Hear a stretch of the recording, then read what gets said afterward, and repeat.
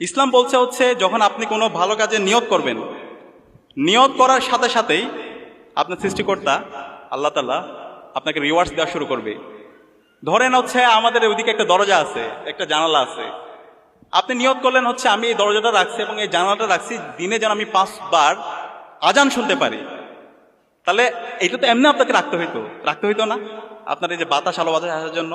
কিন্তু আপনি নিয়ত করছেন না আমি এই দরজা এবং জানালা রাখছি যেন 5 বার দিনে আমি মসজিদ থেকে মধুর আজানের ধ্বনি শুনতে পাই।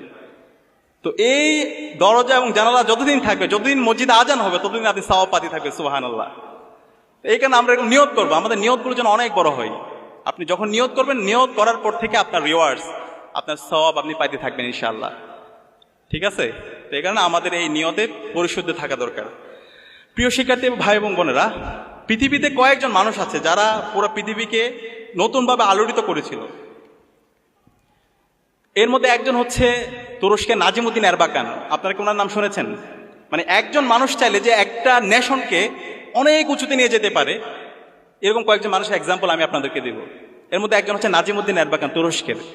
এই নাজিমুদ্দিন এরবাকান তিনি তুরস্কের মেকানিক্যাল ইঞ্জিনিয়ারিংয়ে একটা ইউনিভার্সিটিতে পড়াশোনা করেছে, মিডল ইস্ট টেকনোলজিক্যাল ইউনিভার্সিটিতে।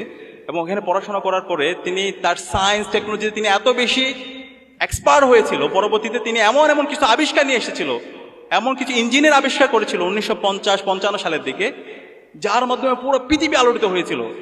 পুরো পৃথিবী তুরস্কের এই ইনোভেশন দেখে তারা অবাক হয়ে গিয়েছিল।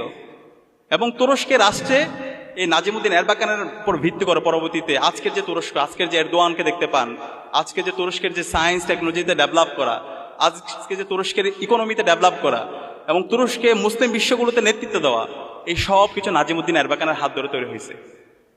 তো এই কারণে আমাদের এই বাংলাদেশটাকে যদি আমরা উচ্চ আসনে নিয়ে যেতে চাই, তাহলে আমাদের এরকম নাজিমুদ্দিন এরবাকানদের মতো আমাদের এরকম বিজ্ঞানীদের দরকার।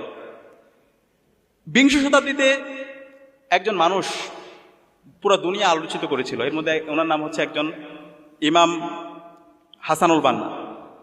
ইমাম হাসানুল বান্না মাত্র 22 বছর বয়সে ইখওয়ানুল মুসলিমিন নামে একটা প্ল্যাটফর্ম করেছিল। এবং এই প্ল্যাটফর্মের মাধ্যমে পুরো পৃথিবী, পুরো মুসলিম বিশ্ব, মিডল ইস্ট, আফ্রিকা অনেক বেশি আলোড়িত হয়েছিল।